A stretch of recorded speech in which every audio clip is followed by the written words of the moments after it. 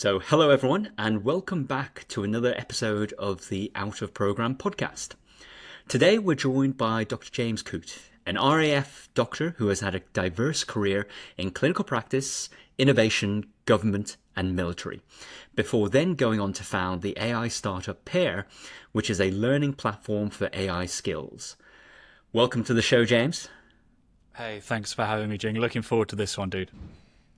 So, we always begin the show with the same question, which is to take you back right to the beginning.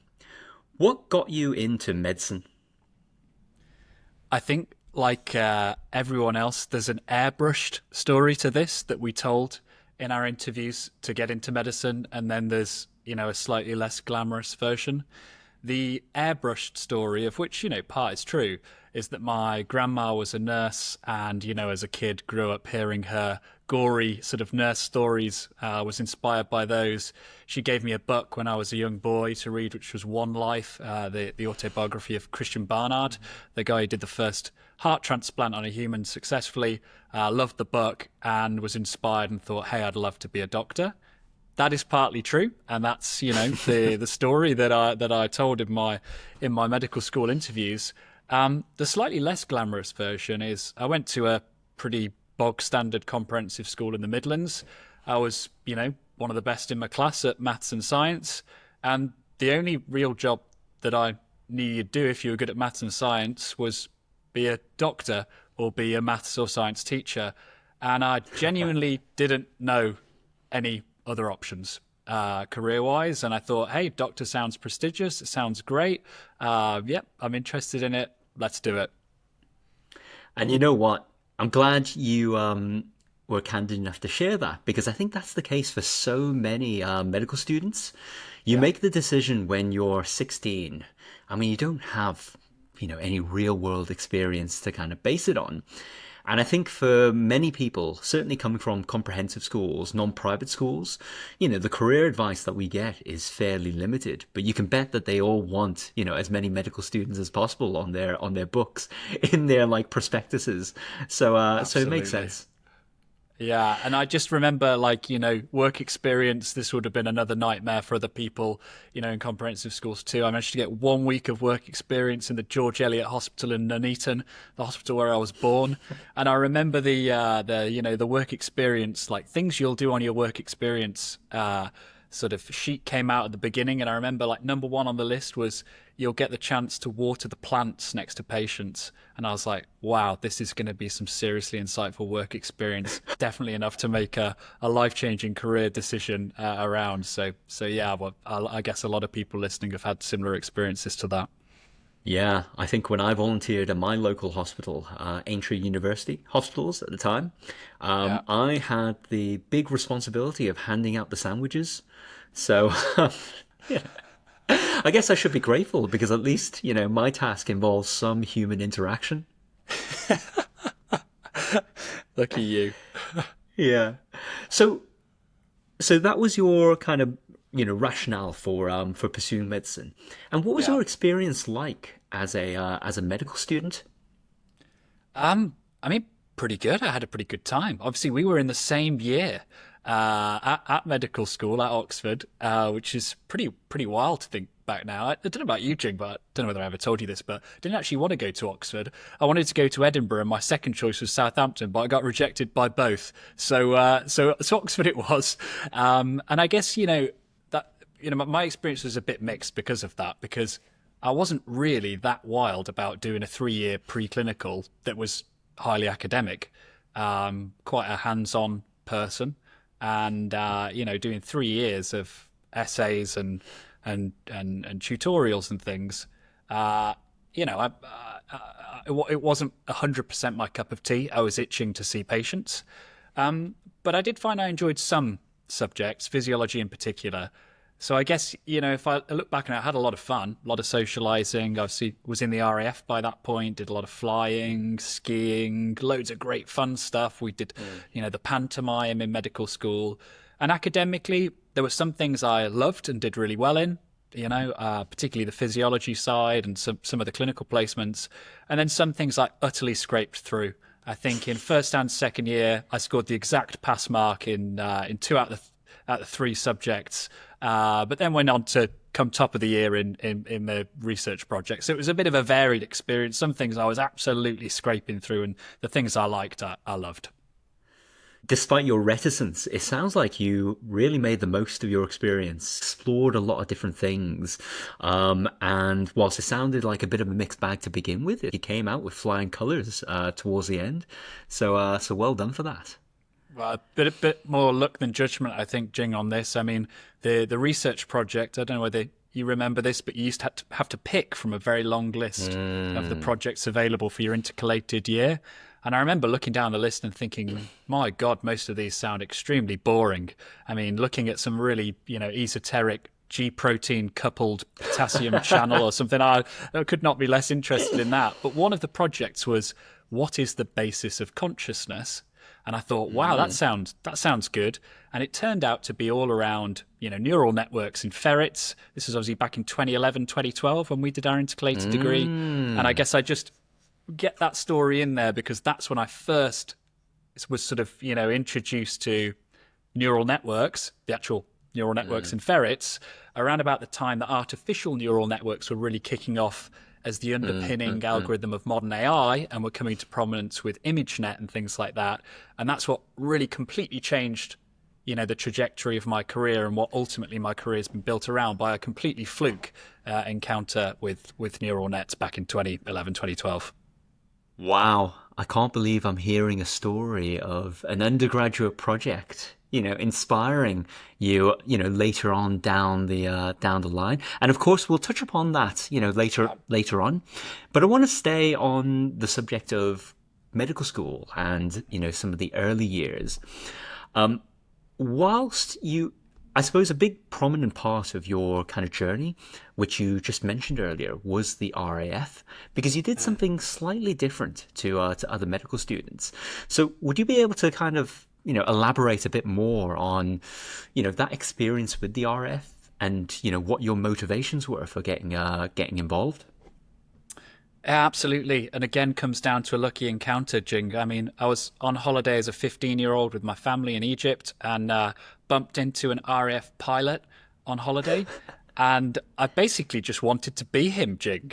He was a good-looking dude, fighter jet pilot, there with his stunning girlfriend. He snowboarded for the RAF and flew jets. And I was like, my God, that's a life.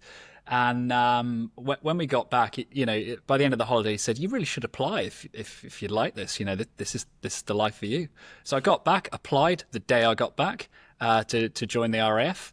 At the time, they would take 2 people on a year to become doctors at 16 and put them through a military sixth form, then pay for university and blah blah blah blah blah. And I was extremely lucky to get one of those slots. So joined the RAF at 16. To become a doctor, went to a military sixth form, some support through university, and then, obviously had a return of service afterwards. That's an incredible amount of forward planning for a 15/16-year-old, because you kind of mentioned that you chose medicine based on, the subjects that you studied, based on your talents. But then that chance encounter with, the dashingly attractive, pilot, did you connect those dots immediately, or was there more of an exploration in subsequent years? Pretty immediately, to be honest. Like, by that point, I knew I wanted to be a doctor because I was good at maths and science, and grandma was, a nurse. And honestly, I thought, if I stay at my school, I think maybe out of a year of 200, maybe we had like 1 doctor every 5 years or something like that. So I thought the odds are pretty slim for me getting into med school from here. And when he told me that the RAF would take you on from 16, send you to an amazing military boarding college, I was like, hey, sounds like an amazing lifestyle long term, but also this stacks the odds in my favor, short term. So honestly, Jing, it was like I got back and applied on the day, and I think I, was interviewed a week later. It was pretty instantaneous because I just thought the chance of me getting into medical school, staying at Polesworth International School, you'll enjoy the acronym for that one, was pretty low. Wow. Yeah, I mean, I speak to so many people who talk about their strategic approach to medical school applications. There are so many different types of exams, so many different hidden criterias. And I think, for you and I, we went to a medical school that was quite unique. We're in Oxford, and only maybe, Cambridge that has the collegiate system and with more of an emphasis on interviewing. I'm recalling when I was applying to medical school. I wish I knew about the option for the RAF to sponsor, but I was thinking about, how do I best utilize, my talents and ensure my place. And I thought, well, I'm not as academically gifted as many of my peers, but I'm pretty good at talking. So maybe, a medical school that would emphasize more on interviews, I'd have a better chance. And look, survivorship bias right here. You and I have made it, got into Oxford. So clearly there's some logic to that. Well, yeah, I think I took a little bit of an approach like you. I hedged, I thought let's go for one which does BMAT just in case I totally fluff Yep. the UK cat or whatever it was called then, and yeah, just hedged a bit because yeah, that was the only option I had. I wanted to be a doctor, or I didn't really have a backup plan, and so you've got to maximise your chances a bit, haven't you? That's where you've got to play the Definitely. game a little bit. And you know what? I also only got one offer, which Okay. was which was Oxford. But it's funny hearing you describe your logic because I took the exact same approach. I Yeah. was like, Imperial takes the BMAT, Oxford takes interviews, and then there's a few safety universities, and I didn't even get those. So, who knows? But like I said, it all kind of worked out all right. Yeah, yeah, it did. And then, we've talked a bit about the RAF part, and you kind of mentioned a bit about your more rounded experience. You did things like, some of the medical school theatre. You subsequently went on to have a very varied and interesting career. But before we go on to that, were you exploring entrepreneurial things while you were a medical student? I think about this question quite a lot, right? Because there's quite a popular belief that lots of the best entrepreneurs are kind of made very early in life, right? They're Yes, hustling, yeah. they're selling sunglasses in school from their Yeah. trip to Turkey or whatever. Um, I wasn't that kid, but through the whole of uni, I was in bands, and obviously we were trying to get paid from those and things like that. So I guess I was dipping my toe a bit, but I don't have the incredible, backstory of launching three businesses whilst in uni, and I didn't even, I don't think if you'd asked me what entrepreneurship was, aged 18, 19, I genuinely probably couldn't have told you what the word meant. So no, I wasn't starting businesses. I was doing a variety of things, some of which had some entrepreneurial nature, but no, I wasn't doing businesses then. I certainly think that, you and I went to a very academic institution, and I recall not really understanding what entrepreneurship was, but I was hustling. I was doing research projects, I was trying to get an edge, trying to be strategic.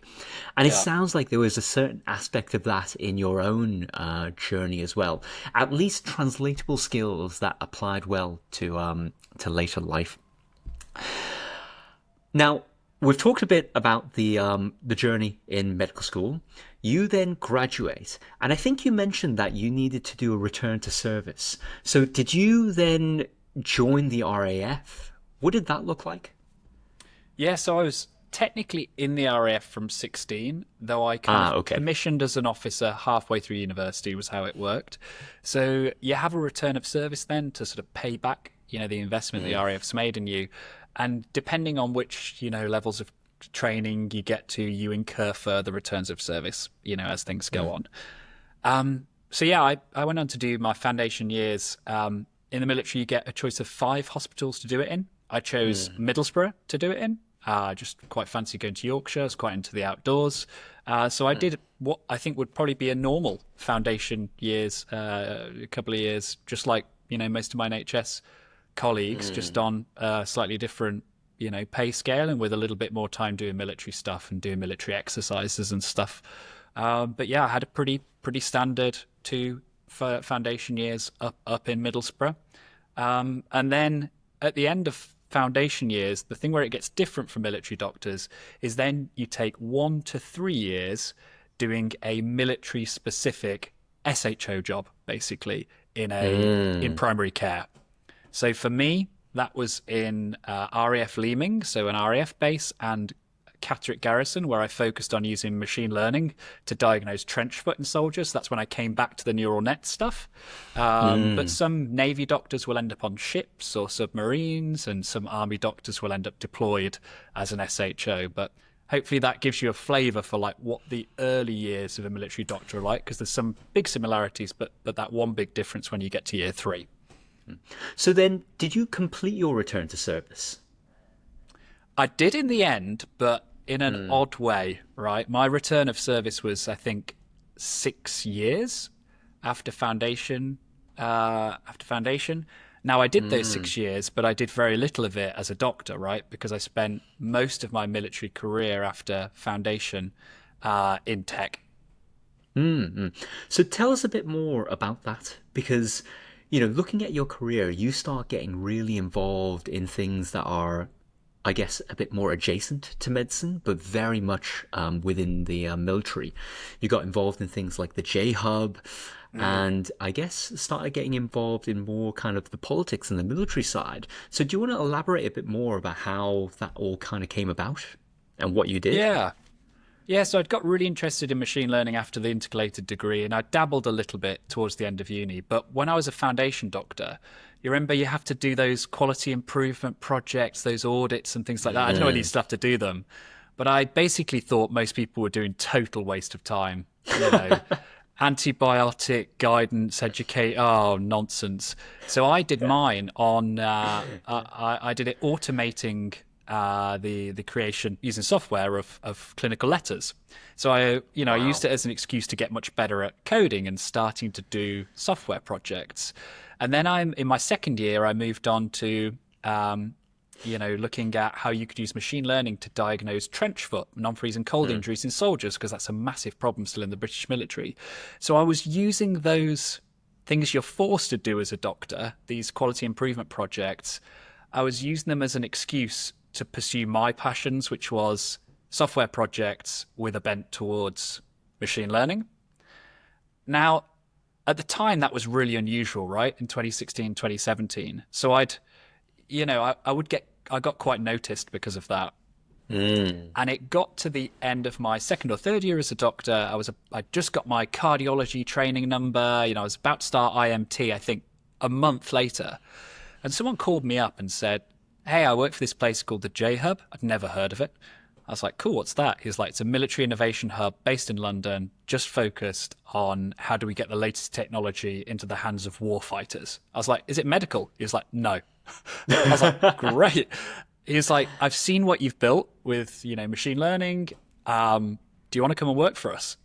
And I was like, "Dude, I start like cardiology training in like a month." He's like, "Yeah, this is opportunity of a lifetime. You don't want to miss it." So I literally hopped on a train a day later. I don't even know whether I took the day off or was off sick or whatever. Went down to London, go to see this military innovation hub, met the boss there, who then became a mentor. And I know we'll come back to that later, but I just thought he was the most impressive leader I'd ever encountered. And I just had a 5-minute walk with him. And by the end of it, he was like, "Look, I'd love to have you work here. The only snag is that I've got no budget to hire you. So you're going to have to hustle the RAF medical services to lend you to me for a year with them fully paying." You say, if you can do that, you're in. So you can imagine this situation, right? And there'll be other doctors listening to this who've had, similar crazy moments when the odds seem stacked somewhat against you. And I managed to hustle it. I was very lucky to have some more senior RAF doctors in my sort of chain of command who were forward thinking enough to let me do this, though many of them obviously said to me, "You're mad, this is career suicide." And I think that's important to note, because people will hear those things when you take odd routes. And so I went to work at the J-Hub for a year, loved it.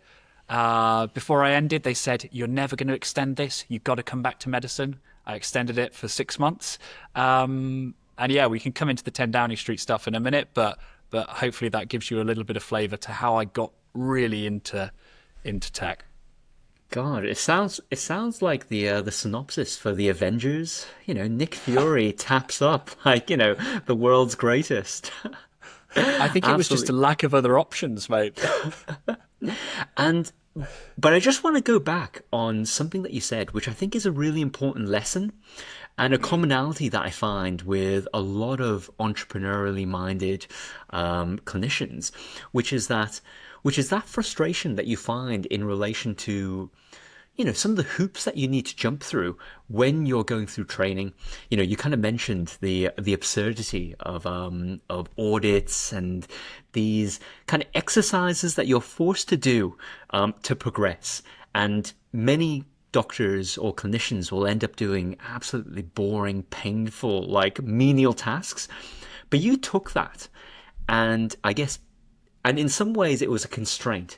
You knew that you needed to fulfill that requirement, but you bent it to the things that you were interested in, and you took an alternative path. And I think that's just so typical of entrepreneurs in terms of the way that they think. So, I just really wanted to draw attention to that because I think there's definitely a very profound lesson in the way you've done things.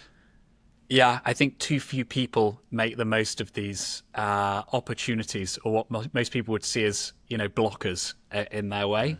My feel for these sort of things as a junior doctor was, if I've got to do this mandatory thing, which I think is nonsense, I'm either going to do the absolute minimum so I can just scrape through it and do what I actually want to do with the time that I've saved, or I'm going to bend it to something which is actually what I think is useful and impactful and useful to my long term.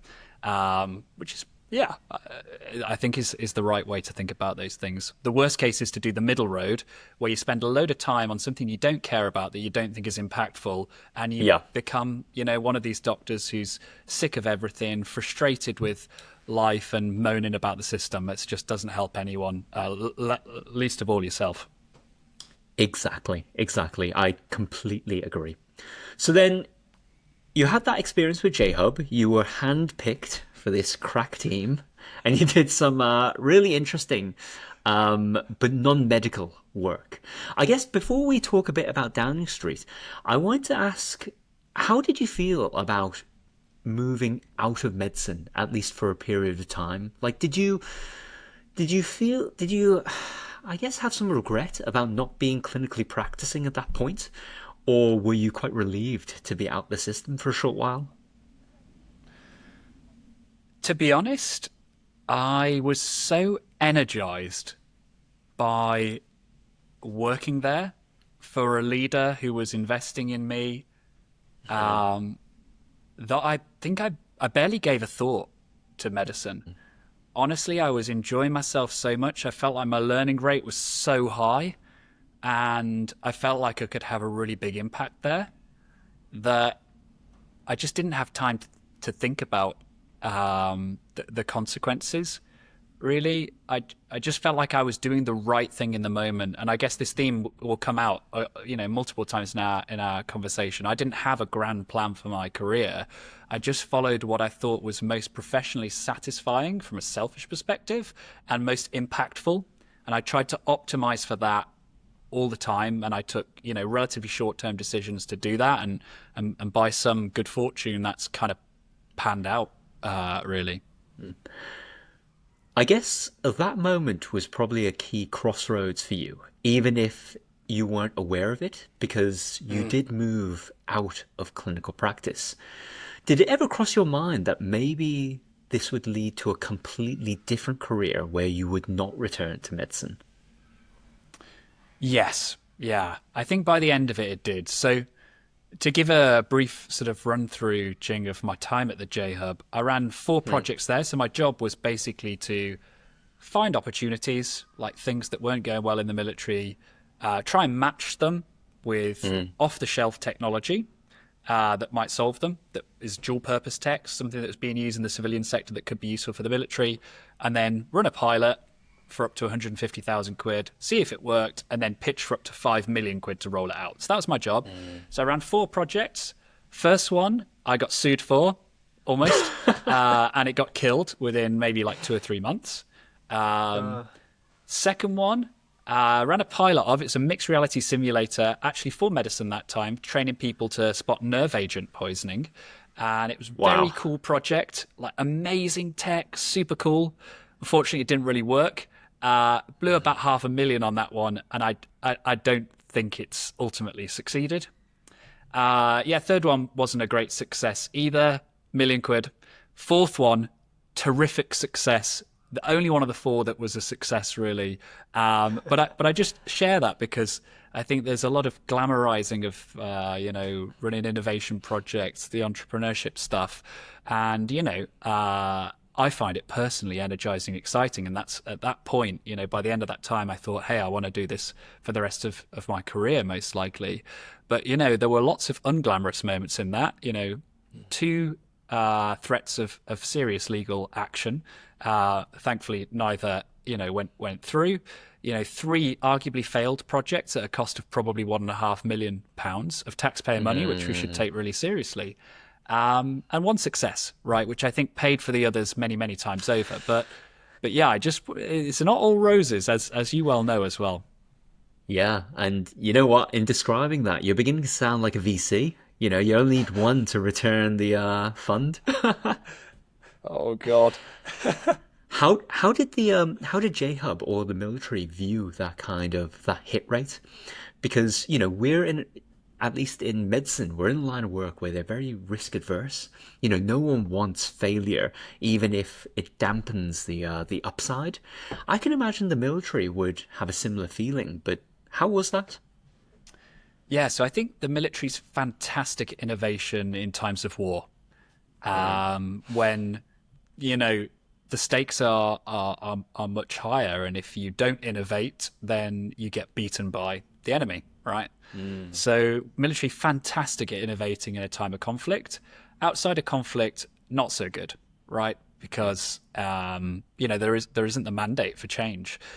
In that particular unit, the J Hub, like I said, the leader, a guy called Henry, one of the best leaders, well, the best leader I've ever worked for in my career.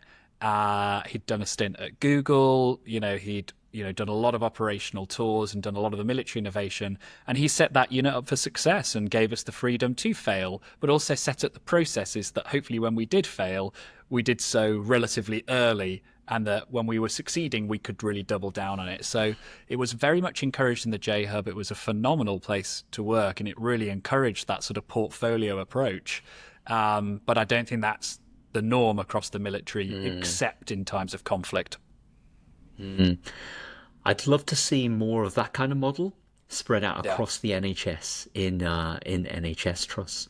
But Yeah. let's get on to talking about Downing Street. So, very intriguing kind of opportunity. Tell us a bit more about that. Yeah, so this is just before COVID kicks off, right? So what, 5 years ago, something like that. And I get a message out of the blue from a former four-star general who I knew saying, hey, have you seen Dom Cummings' advert in the newspaper for the Misfits and Weirdos unit? He said, I think you'd be great for this. You should apply. So the application process, if you remember, is just email domcummings@gmail.com with your CV. So I did that. And obviously 30,000 other people did as well. And I was extremely lucky to get to the interview stage, had 4 interviews, and got the job. At that point, I told the military that I'd just got accepted to go and work in number 10, in the centre of government. And you can imagine what the response was to that, because a normal military serving person probably shouldn't be just applying for a job online. But clearly there was, a few stars aligned.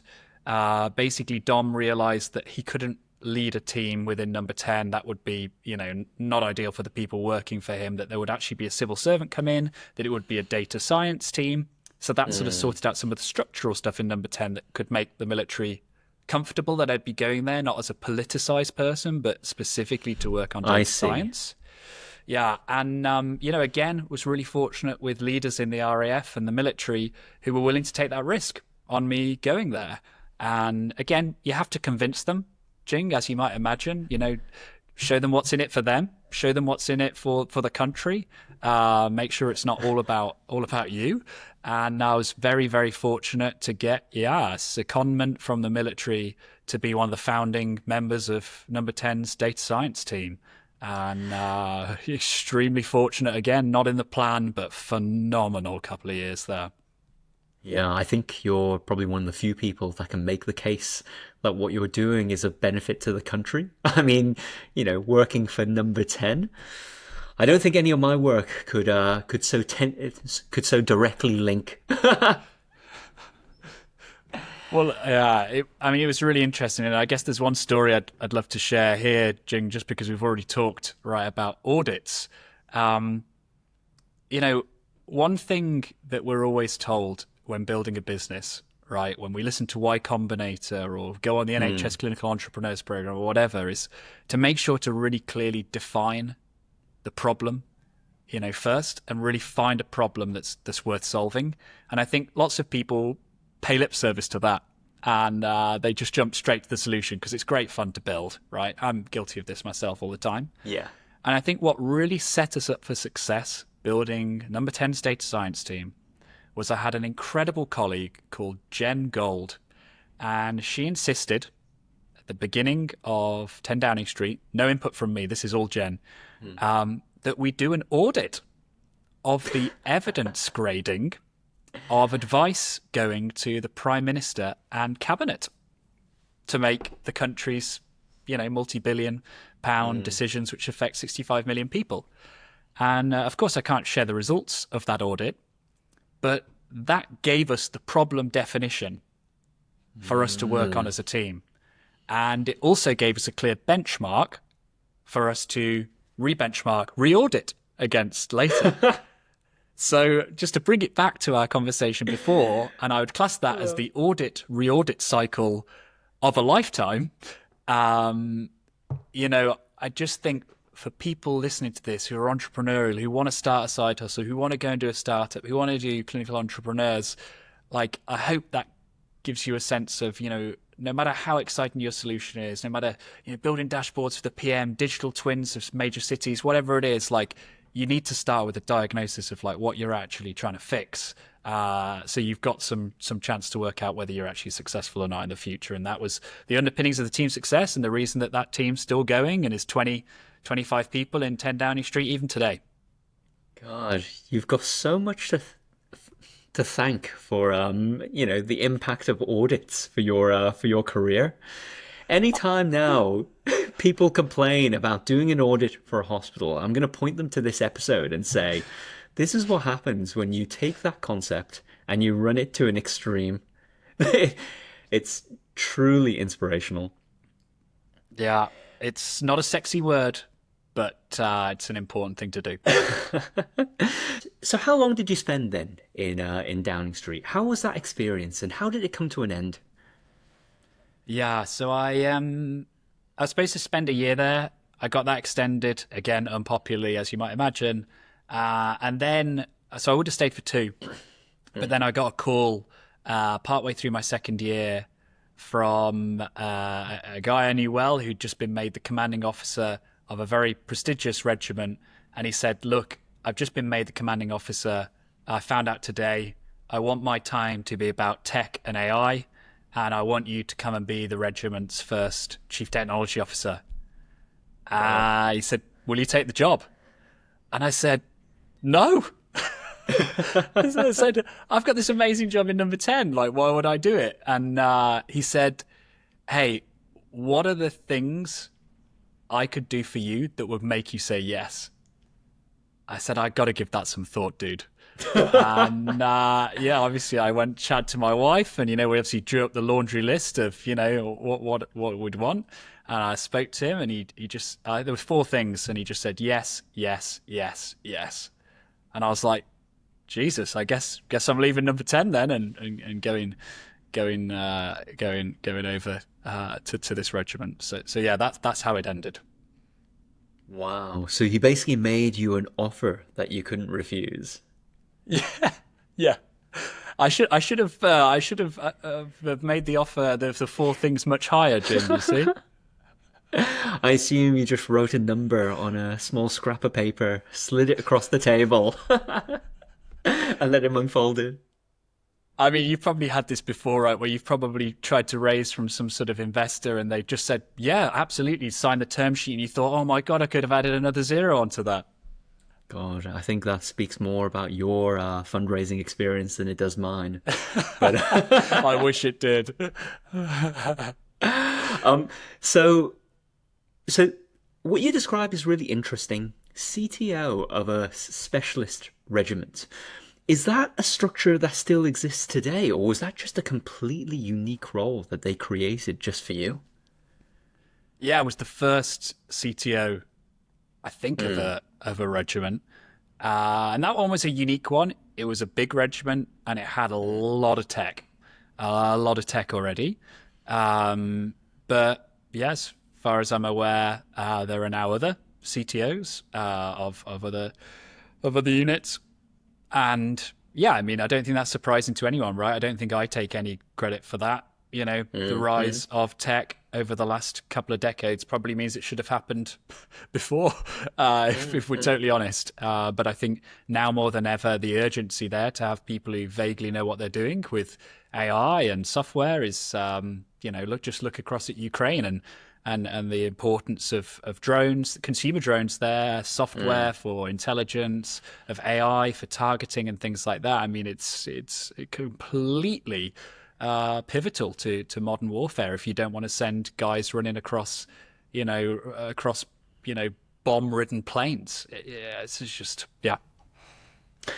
And as the first CTO, did you have a very clear job description, or were you shaping that as you went along?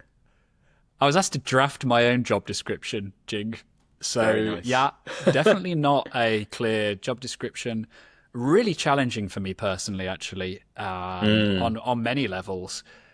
One, because I'd never been a CTO before, and I was very clear, with this guy saying, "Hey, I don't know whether I'm qualified really to do this job. I'd highly recommend looking for other people to do this role." And two, because I was coming into a very proud, capable, distinguished regiment with already existing technical elements that were also mm, very proud, capable, distinguished in certain things. And yeah, I mean, it was a real challenge to come in softly enough to win over friends and build relationships, but also hard enough to say, "Hey guys, I can bring a lot of value here, and a few plates are going to get smashed, and a few things are going to get turned off to make space for AI and for drones and mm. things like that, which are, sorry to say it, but they're more important than other things. Like, and that's tough. That was a real tough experience for me, and I think being a doctor, even if you've got a little bit of Mm. machine learning experience and a bit of software experience, does not qualify you to be a CTO. And it took me quite a while to build these skills and confidence to feel comfortable in that role, dude. It's hard. Yeah, but the way that you describe it, it sounds like you approached it with a great deal of humility, and I think you recognized your gaps. And I think many people, when they start their entrepreneurial journeys, it is very much jumping into the deep end.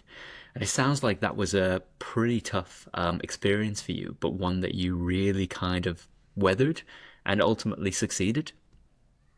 Yeah, that was definitely the hardest job I've done. Startup compared to that, uh, night and day, honestly. And I think, yeah, you're right. One, if doctors listening to this, you know, want to start a startup, it's really, really hard, and loads of stuff goes wrong. And if you don't like that, if you're the type of person who likes to control everything and get everything right, it's going to be so difficult, and you need to be really careful before you take that leap. And I'd recommend doing a side hustle first to just check, like you're up Mm. for that, because you're going to get punched in the head repeatedly. It's just so hard.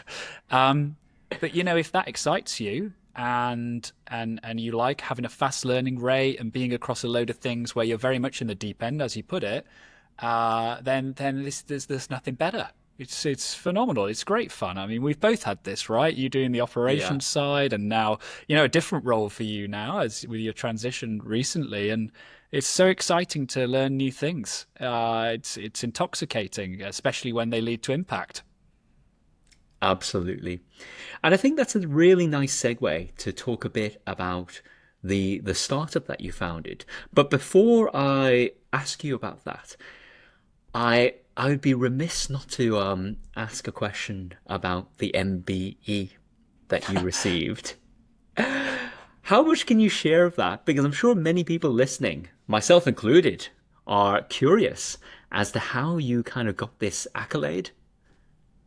Yeah, I mean, it was a total surprise to me. I was actually in Number Ten's garden at the time, having a cup of tea with someone or something like that. And my phone started ringing, and it was the head of the RAF's medical service. So he's a one-star Hmm. general. He's in charge of, all of the medical service of the RAF. And honestly, I'd probably only spoken to him twice before. And, bear in mind how odd my career's been and how many rules we've had to Hmm. break to get me there. I actually thought it was just after I think I'd been extended for another year in Number 10. I thought I might be Hmm. about to get sacked. I saw his thing come up and I thought I might be in real trouble here. I thought I might have pushed it too hard, hustling for another Hmm. year in Number 10 again and all this sort of stuff. By that point, obviously I'd applied twice for cardiology, got a number twice, I deferred Hmm. twice. I thought maybe I'm going to get sacked here. So when I picked up the phone and he said, "Hey, like you're gonna get an MBE," I was like, "What?" It was a massive, massive surprise.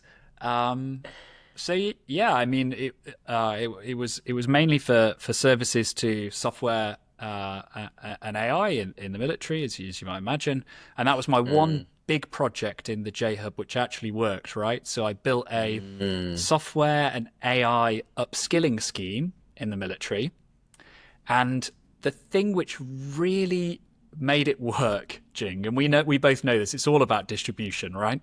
Especially when it's Yeah. consumer facing, which that was. And the thing which made it really work is in the military, you can get up to like a 500 quid bonus if you prove your conversational level in Spanish or French. So I managed Wow. to hustle that same unit that pays those bonuses to give a similar bonus, 300 to 500 quid, for passing an assessment on Python and basic machine learning and basic web development. So I launched this scheme, which was very bare bones, teaching you how to Hmm. code, teaching you how to build websites, teaching you how to build apps, teaching you a bit of machine learning, like all stuff I'd done. It was very basic, very bare bones. But if you passed the assessment at the end, you got 300 to 500 quid on your payslip. Now, it started off in the first 3 months, two people took it, Jing. Then in the next month, it spread to 50 bases in 11 countries. So it went totally viral in the military. Wow. And then within a year or so, it had got to 5,000 people in the military. That's a really significant proportion. That's like 2 or 3% of the entire British military had learnt to code. And obviously I then hired from those people. I built the biggest software team in the British military when I was in the regiment, all hired from those people. Obviously, people went on to do incredible things with their, software development skills. And I guess the great thing now, as we see the face of modern warfare changing and being much, much more software defined and lots of AI involved, I think, that's been quite an important starting point of getting people literate with these technologies, and that was the main reason for that work for the MBE. Wow. Well, I mean, with that description of the impact, you definitely deserve it. Yeah, it's slightly overblown because obviously once I'd built it, some incredible people took it on and grew it, right? So I did the initial bit, which is always the bit which looks glamorous, right, Jing? But I guess another learning point here for us, right, is getting the prototype Yeah. out the door, getting the first few hundred users is great. Taking it to scale doesn't often get the plaudits, but there's a team, a lady called Jules and others who did incredible work and were also Mm. recognised who did that scale up bit as I'd left, and that deserves a lot of plaudits too.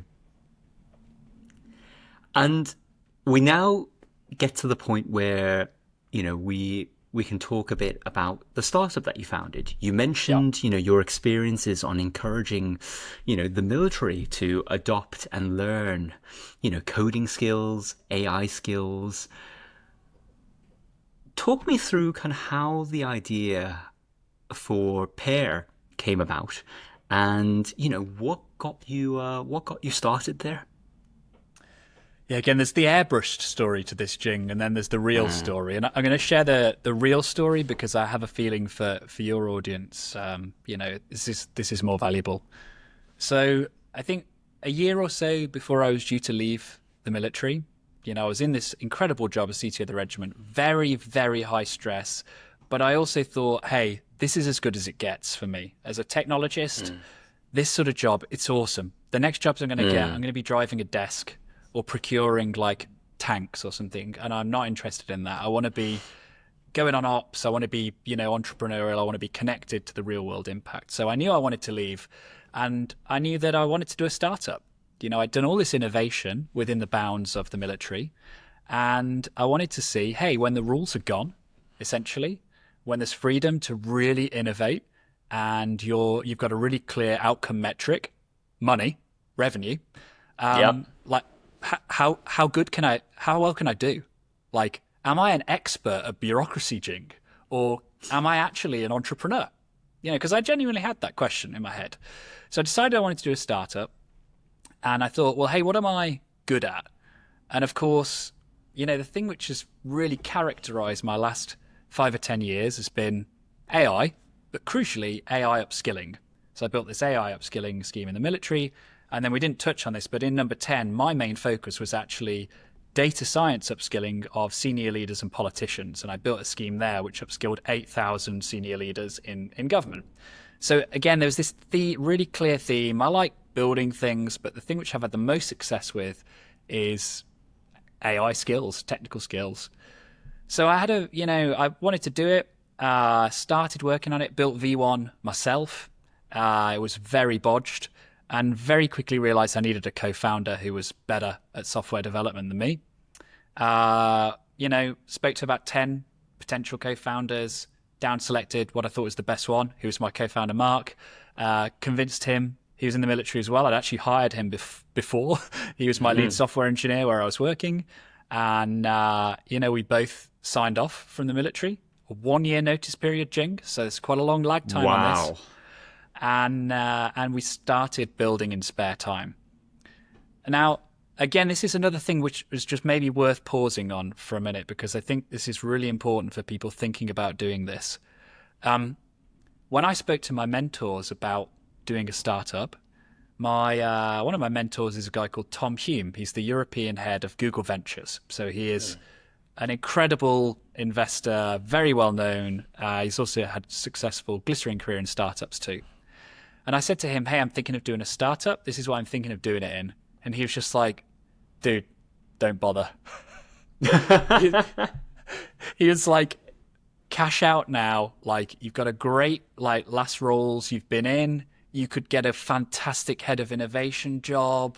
You could have a great impact. It could be really professionally satisfying. He's like, don't do the startup, super high risk, and he was like, I don't think the idea is that good either.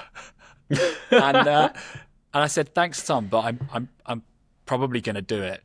And he said, okay, well, spend every weekend on it for the next 6 months. Come back to me then, and let's see how far you get. If you're still going then you're ready to do a startup. If not, don't bother. Wow. And I think that's very brutal advice, right? And I did basically go and work on it, every weekend alongside the CTO role for those 6 months. And I'm not saying everyone has to do that, but I think the general shape of that advice is good. That doing a startup is a really hard thing to do. It's a decade commitment, minimum, really. And you need to be really sure, you want to do that, I had a kid by the time we did our startup. I went the first 8 months without pay and moved my family in with my parents. That's a big commitment. Wow. You need to know you want to do it, right? Pretty badly. So I just pause on that bit of advice from Tom, because it had a profound effect on how I thought about doing a startup, which beforehand I thought, yeah, I'll do a startup. It'll be great. Yeah, yeah. We'll raise a pre-seed based on a deck and an idea, all this, nonsense. And yeah, working on it for 6 months, bootstrapping it, putting in 10,000 quid of my own life savings, which is a reasonable part of our life savings to do it. Deciding with my wife that we were going to have 6 months out of the military with no pay. And if it didn't work by then, we'd kill it and I'd go and become a consultant or something boring. Sorry to the consultants online. You know, that was honestly how it kind of got off the ground and got started. Wow. And tell me that Tom then invested in the business, because that would just be such a good hero's arc. He did. Tom just about squeezed into our angel round. I dropped him a WhatsApp saying, dude, we just put the deck out for our angel round. You haven't replied to me yet. It was 3 days afterwards. I said, we're already oversubscribed. I'm keeping a small portion for you if you get back to me in like the next few hours. He paid for plain Wi-Fi, called me and said, hey, how much have you got left? Can I get in? So I was pretty Wow. delighted with that. That must be incredibly satisfying. Well Yeah, done. he might have just invested because he felt like he couldn't. After all these years of mentorship, Yeah. to not invest then suggests a real lack of faith in the quality of your own mentorship. No, I love it. He basically like Mr. Miyagi'd you for for quite a long time. Yeah, but that's such a brilliant story. And I suppose that's how you got started. Yeah, And I guess how's it going for you now? Because, we've obviously been catching up and it sounds like things are going great. You've yeah, rebranded as well from yeah, University, which you were originally called, to Pear. yeah. Yeah, what does life look like today for you? Oh, it's great now. Why don't I say the now, and then I'll just give a few other de- dead bodies in the closet, right, of the intervening year. So now we just hired our eighth person. Did an angel round with some incredible investors after bootstrapping to nearly 100,000 quid of revenue. We've barely touched a penny of the angel round because we've got some great customers all around the world, and have a business which kind of works at the minute, and yeah, we're used by thousands of people across the world to upskill in generative AI tools, how to use ChatGPT, Copilot, etc., to sort of do their best work faster. So it's going really pretty well at the minute. Really enjoying it. Have a fantastic team, and we were just talking about this before. It's so exciting to build a company right now because the AI tools are phenomenally good. They're underutilized by most people, and for building product, they are just outrageous. So yeah, really enjoying it at the minute. Lots of room to grow. Loads of things, need work from our side, and we've got loads of room for improvement. But we've got some great contracts over the line, and a great team. I guess just to bring out a few dead bodies along the way, just to give people a feel for the fact that it doesn't go like that overnight. Initially we launched as a B2C company. I think we might have maybe made 15 license sales, maybe hit £150 MRR, Jing. So, I'd say in the grand scheme of launch flops, that's got to be pretty high up on launch flops. And then we pivoted to serving the education sector, really meaningful work. Super hard, low deal size, basically financially unviable. Spent a year in that sector, really helped us grow the product and grow some of our sales motion, but still two people really struggling to make it grow.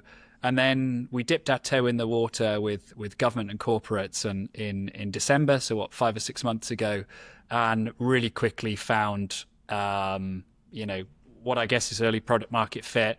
And since then it's really started flying. And yeah, so I just thought it was worth sharing that it's not all smooth on the run for this.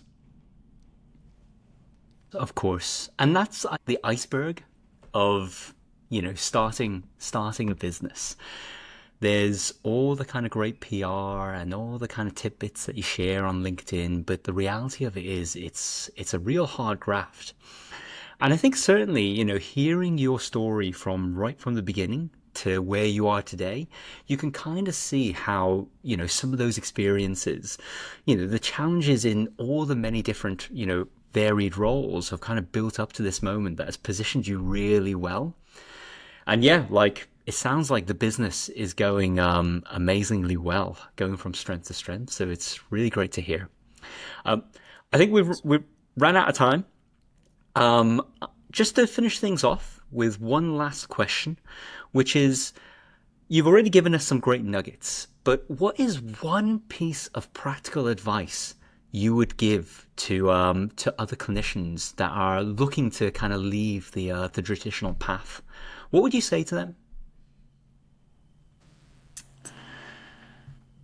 I think my, initial thought for answering this question, my bit of advice would be the Tom Hume bit of advice, right? If you're thinking of doing a startup or some entrepreneurial venture, dip your toe in the water first to make sure, do the NHS Clinical Entrepreneurs Program if that still exists, do a side hustle, do an internship in a friend's startup, dip your toe before you fully commit to this because doing a startup is a real undertaking. It's exceptionally rewarding, but it's hard and it's not for everyone. But given that we've already touched on that, if I'm allowed a bonus one, it would be, scrap the reading list. Don't spend 20 quid on a book and 10 hours reading it. Spend 20 quid on a ChatGPT Plus license if you haven't already got one, and spend 10 hours getting good at using modern AI.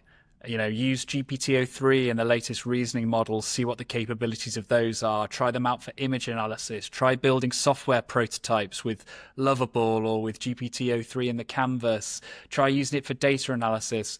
These tools are fundamentally going to change almost every aspect of knowledge work, one element of that being modern medicine.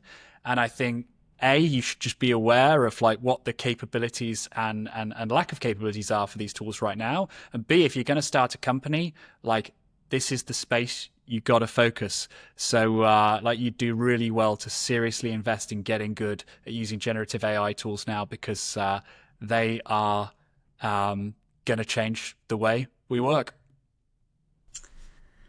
And on that note, that's all the time we have for today.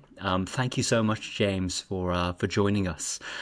For any of you listening, please do like and subscribe. We're on Apple Podcasts and Spotify, and you can also find us on YouTube as well.